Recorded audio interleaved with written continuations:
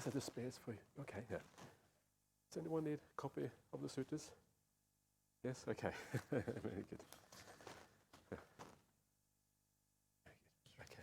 Oops. Yeah. Spare copies. Okay.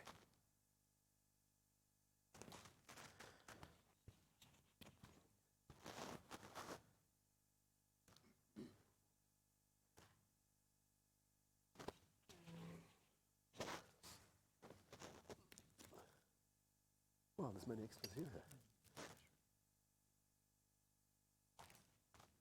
You want the suttas? You have? Okay. Anyone else who hasn't got a copy? Yeah? Yeah? Okay, please.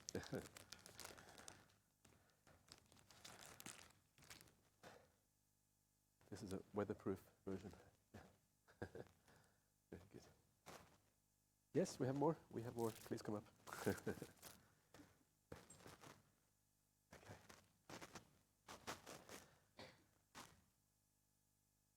Yeah. Okay, everyone. Good morning. And yeah. So let us get started with the suttas.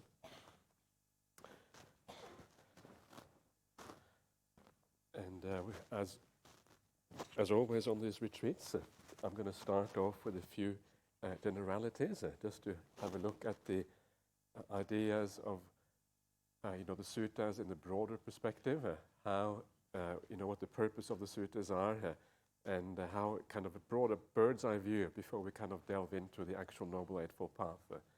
So that is going to be what we're going to do this morning. And then gradually we'll move into the actual Noble Eightfold Path and look at the various factors, etc.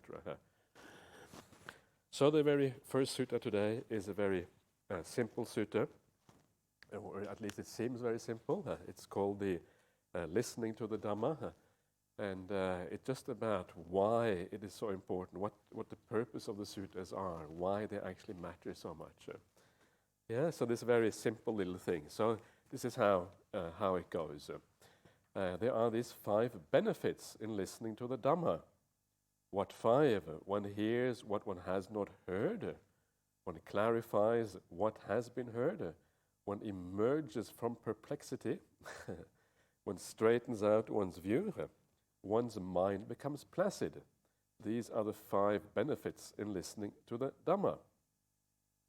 And so there you are, very simple idea, and this is what we're going to be doing over the next 9 days. We're going to be listening to Dhamma teachings, and when we talk about the Dhamma, of course, we're talking about really the teachings of the Buddha, so what we find in the 4 Nikayas, etc. And so the benefits here, they may seem very straightforward, but actually there is quite a lot going on here in this simple outline of what listening to the suttas is all about. So first of all, you hear what you have not heard before. And this may sound it may sound superficially easy to understand what this is about, but the point about the Buddha's teaching is that these teachings are so profound in many ways, so different from what you can hear in the world, that without hearing things from someone who has some profound insight, who has a different understanding of reality, it is actually impossible to get to hear these things apart from hearing it from a Buddha or someone else who has the same kind of realization. So this is literally hearing what you cannot hear anywhere else. This is what the idea of insight is, seeing things according to reality. That you have to actually find that teacher, that Kalyanamitta, which is the Buddha, to guide you. And the standard sutta, which explains the importance of the Kalyanamitta, is actually found in the chapter on the Noble Eightfold Path, actually, and also elsewhere, also found in the famous sutta, the Mahanidana Sutta of the Digha Nikaya, the great discourse on causation. I think is Bhikkhu Bodhi's translation there. And in that sutta, many of you will know this already, because I say this on every retreat. So please forgive me if I keep on repeating myself. But I like to repeat myself. This is the weird thing here. Because I think it's always inspiring and always nice to bring these things up again and again and again. Every time you hear it, it sinks in a little bit deeper. You hear it from a slightly different angle. And so that is really the point of this. So, and in this sutta, what happens is that Venerable Ananda comes to the Buddha. And Venerable Ananda has had some kind of insight. Yeah, he has kind of been thinking about the Dhamma. And he goes to the Buddha and he says to the Buddha, well, Bhagava, Lord or Master or whatever you want to translate the word Bhagava. I have realized that Kalyanamitta, noble friendship, spiritual friendship, is 50%, it's half of the holy life. Yeah, and you hear that and you always think, surely he's exaggerating. How can Kalyanamitta be 50% of the holy life? There's so many other things to do. Yeah, you've got to be kind, you've got to be nice, you've got to do meditation practice, good to be generous, you have to learn to think in the right way. 50% surely is an exaggeration. And then the Buddha replies to Venerable Ananda. Yeah, he says, no, Ananda, do not say so, Ananda. Noble friendship, spiritual friendship is not 50% of the holy life. It is 100% of the holy life. And you think, well, if Ananda is exaggerating, surely the Buddha is exaggerating even more. Yeah, wow, the Buddha is really, And of course, after a while, after reading this for many years, after a while, you realize the Buddha doesn't really exaggerate. If he says things, he means it in that particular way. He doesn't try to make things, if anything, he tends to downplay things. He tends to be, to be a bit reticent, and things often have a very lofty meaning, even though he uses very ordinary words. So the point, of course, is, and this is what this is all about, what we're seeing right here, is that when we come into this world, we are lacking an understanding of reality. We don't have that understanding with us. And we are basically deluded about the nature of existence. And because we are deluded about it, we need a circuit breaker. We need something to kind of bring us out of that delusion and see things in the right way. The problem with delusion is that delusion tends to be self-perpetuating. If you are deluded, it tends to carry on. Yeah, delusion begets more delusion. And it keeps on going and going and going in this vicious circle from life to life to life. And unless you find that circuit breaker, something to bring you out of that, there is no way you can actually come out. So 100% of the holy life, because it is absolutely necessary to even get started with the Buddhist ideas and practicing on this path, to get insight, to get all of these things that are fundamental on the Buddhist path. And of course, the reason why this is so, it comes back to this very profound idea of non-self. Yeah, non-self is very profound. It's very counterintuitive, because each one of you, if you feel about yourself, it feels like you are here. Yeah, it feels like you are an independent entity who makes your own choices. Yeah, you decided to come here, right, to this retreat. Yeah, it's nobody else's fault. You decided that. Maybe it's the Buddha's fault. Yeah, blame the Buddha if you don't. So the point is that we are entirely conditioned. We are the sum total of the conditions and circumstances and influences that work upon us. That's who we are. We are not independent entities that kind of decide what we do in the world. We are almost like floating around. Yeah? And if the circumstances push us one way, we go that way. If the circumstances push us that way, we go that way. So when you hear the word of the Buddha, and this is kind of the powerful influencing, the powerful condition of hearing the word of the Buddha, you hear it, you think, yeah, wow, this is so good. That means that you are being brainwashed. Yeah, brainwashed, bang, you go that way. And the brainwashing kind of carries you in a certain direction. And then you go according to that. So this is the idea, this is why the Kalyanamitta is so important in the Buddhist teachings. Because without it, there is no way of getting out. There's no circuit breaker to say, stop, be careful, watch out, there's something more going on here. What is so marvelous, and this is, I think, one of the things that the Buddha, after his awakening, the Buddha says nobody will understand this. Yeah, it's just too profound. How can anyone understand this? It goes completely against the stream of the world. The stream of the world is to express the ego, to express our sense of self, this is so ingrained in human beings. How are they going to understand things that go completely against that? And this is so that even the Buddha said this is impossible. And then he goes out and he teaches. And when he gives his first teaching, which is the Dhammacakkappavattana Sutta, which we will have a look at later on, then of course the miracle happens that Anya Kondanya, or Kondanya was his name, the first disciple of the Buddha to understand the teachings. He understands. And the Buddha exclaims, Kondanya understands. Kondanya understands. It's as if the Buddha is amazed that somebody can actually understand these teachings. And then later on, the Buddha talks about the various kinds of marvels, or if you like, miracles or wonders in the world. And the Buddha dismisses the idea of things like supernormal powers. He dismisses that, as that's not the real marvel. The real marvel is the marvel of instruction. That it's possible for someone to realize these teachings and then teach others, and they realize the same thing. That is the real marvel. It may not seem like a marvel until you understand how profound it is. Yeah? And this is why, and we come back to this particular thing here, you hear what you have not heard before. This is actually a very profound statement. You hear something which is very profound, very deep, something you cannot hear anywhere else. The Buddha becomes your spiritual friend. He is the one who carries you along here. And then you have a chance to reach the same destiny or the same awakening as the Buddha himself did.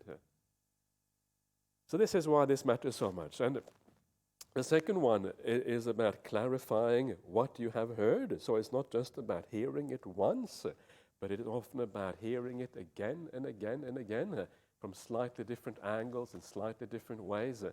When you read the suttas, one of the marvelous things that you find in the suttas is that they say often the same thing from slightly different angles in slightly different ways. This is one of the kind of the abilities of the Buddha to teach the Dhamma, so that you see it from all these different angles and things. And gradually you start to see the whole picture.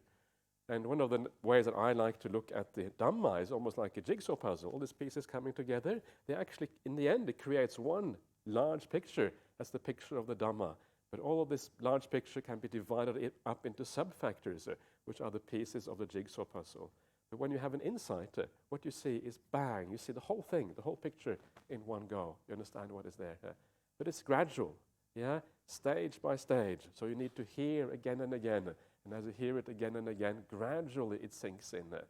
One of the strange things that I found, especially in my early years as a monk, I would read the sutta and I would put it aside, think, I understood that. Of course I hadn't, but anyway, that's what I thought. And I bring it back out again after a few months or maybe a couple of years. And I read it, this is just so different. It's not actually the same sutta anymore. Something has happened with you in the meantime. Something has matured. You've been listening to more teachings. You have more ability to cross-reference to other suttas. Your meditation is going a bit better. Whatever it is, bring it out again. It looks like a different sutta. It has a different meaning to you. And hopefully this is also what will happen gradually with every one of you as well. Even if you feel that you've heard the suttas before, you will actually hear them in a slightly new way. It will be more profound, deeper. You will see it in a different light. So always try to have this idea.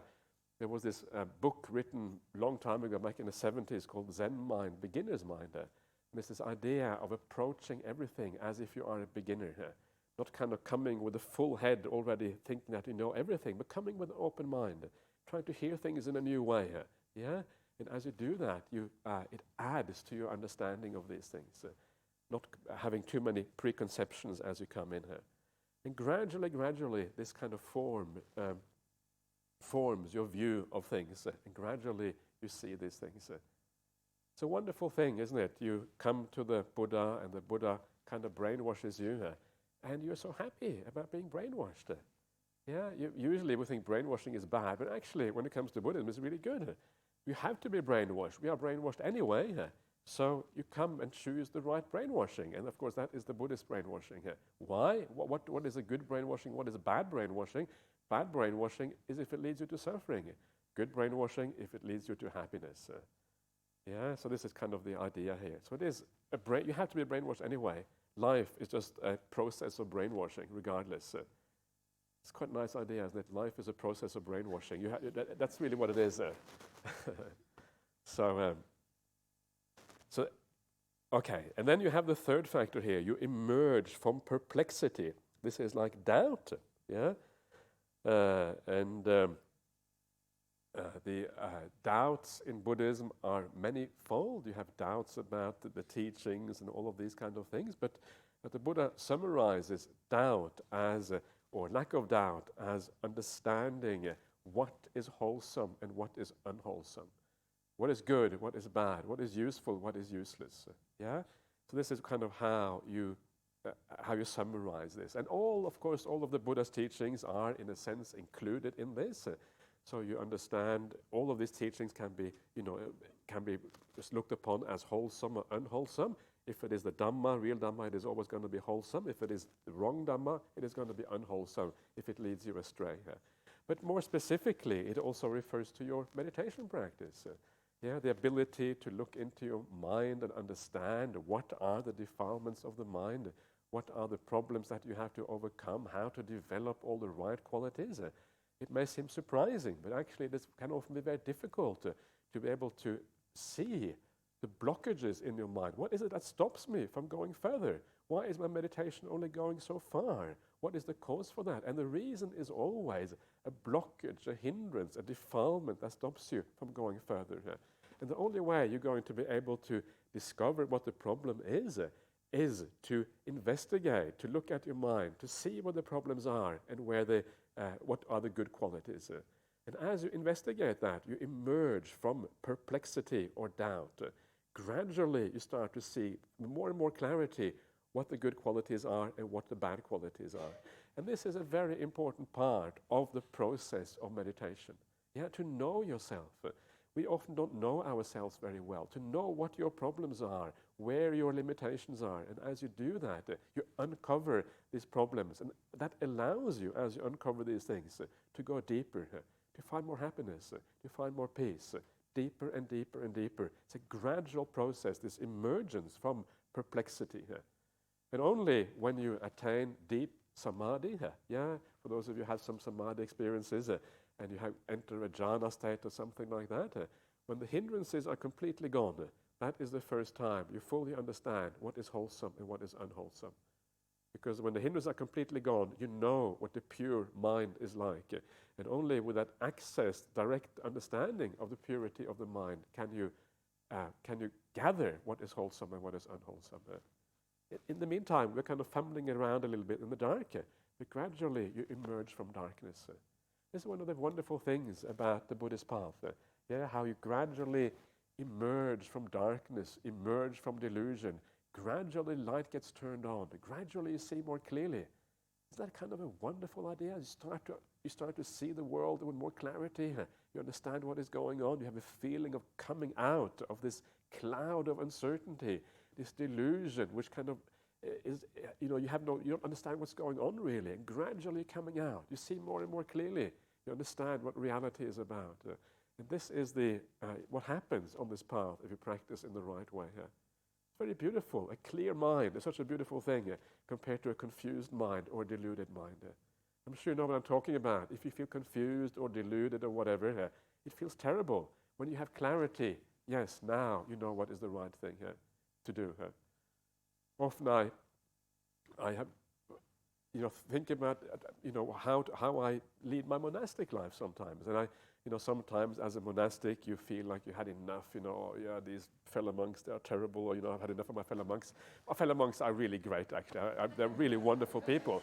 It's just that sometimes you kind of, you get deluded with your own stupid thinking. So, and then I realize that whenever I feel like that, all I have to do is wait till I get clarity again. Once clarity is back, you know what is the right thing to do. Never make decisions when your mind is unclear or confused. Because then you don't know what you're doing, basically. So, emerging from perplexity is a wonderful thing here. And then you straighten out your view. The first factor of the Noble Path, this is the Ujjukaditi, is also one of the factors for being able to do your meditation practice. It is one of the bases for doing Satipatthana, which is all about watching the breath and all the meditation practices. So the idea of Ujjukaditi is absolutely foundational. We're going to have a look when we come to the Noble Eightfold Path at some stage, not sure when it's going to be, but quite soon. Then, of course, you start to see the causality of the Noble Eightfold Path. One of the things about the Noble Eightfold Path is that it is not just 8 factors kind of put together at random. There's nothing in Buddhism which is random, really. It is a particular sequence, and that sequence unfolds in a particular way. And because right view is at the root of that sequence, it is also the most important factor on the Noble Eightfold Path from getting started, from getting things kind of going. So that's how important it is. So as you straighten out your view, again, this is a gradual process. Your view gets straighter and straighter and straighter gradually over time. It takes a long time for that to happen. And one of the things which is interesting for me, I remember when I was going to wanted to become a Buddhist monk. I didn't really know what I was doing at the time. I thought being a Buddhist monk was a really good thing, so I sort of was very stubborn about I'm going to become a Buddhist monk. My family, of course, were not very happy about it at all. And of course, the reason why your family is not happy about it, and remember this, is because they don't really understand. Their view isn't straight. They don't know what they're saying. It's very, very common in all families. If a son or daughter wants to go forth and become a monastic, they say, why on earth? You have got a good education, you've got everything in life, and you want to become a monastic. What's wrong with you? What have we, And the only reason they say that is because they haven't got a clue what they're talking about. So remember that. This is such an important thing because it means that when sometimes it is right to be stubborn. Sometimes it's right because you know you're doing the right thing.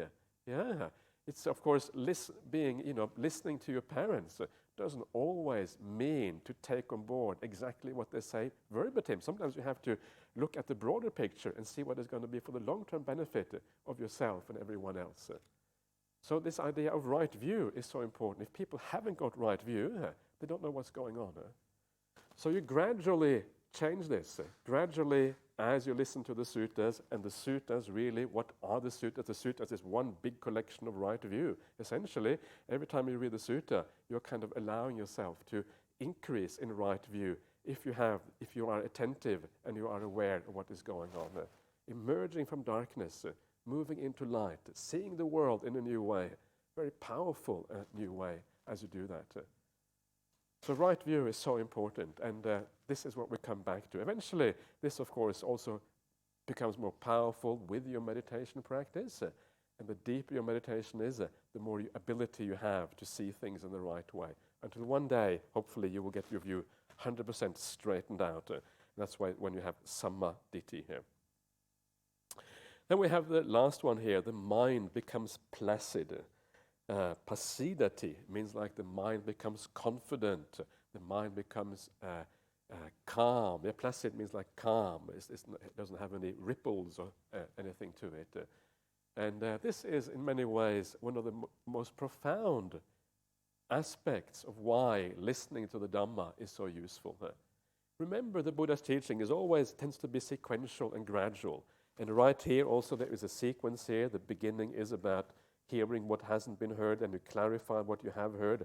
And eventually the last one is about the mind becoming placid. There comes a point when you know enough Dhamma. You heard enough suttas, you know about all the you feel confidence in these teachings. And when you start to feel that confidence in the teachings, you start to listen to the Dhamma for other reasons. When you read the suttas, instead of just getting information from the suttas, you start to feel inspired. You feel, wow, this is so beautiful, because you know how it works. You have enough experience yourself in your meditation practice, in your virtue, in doing all the right things. And when you see that, you feel, wow, this is just so nice. And then you feel inspired as you are listening to the sutta. One of the monks I know, he told me that when he was chanting the Metta Sutta, at the monastery we often do some chanting together. He said at one stage he felt so much power, so much joy, so much happiness just by chanting the Metta Sutta. He wasn't able to continue chanting. The power of the Metta Sutta, because he understood its meaning in a very profound sense, meant that all he had was this incredible bliss in his mind. And this is, in a sense, what is meant by this in a very high, when these things start to kind of come out and become very powerful. You understand the meaning, and actually it helps you to bliss out. It helps you to become calm. It helps you to become peaceful. It helps you to be inspired. And this is, in many ways, the most important aspect of listening to the Dhamma. You have a number of suttas where the Buddha talks about how awakening is achieved. And very often, awakening is achieved by listening to the Buddha's teachings, the mind becoming peaceful and calm. Then you enter samadhi, and because the teachings are so close to you, that is when you can gain that insight into the teachings. So going on a retreat and hearing some suttas or reading the suttas for yourself, that is often the time when these things happen, because you get all the right factors coming together in this way. So remember this as a kind of a twofold thing. Reading suttas is about understanding the teachings intellectually, but it's also about getting the inspiration, the wow factor.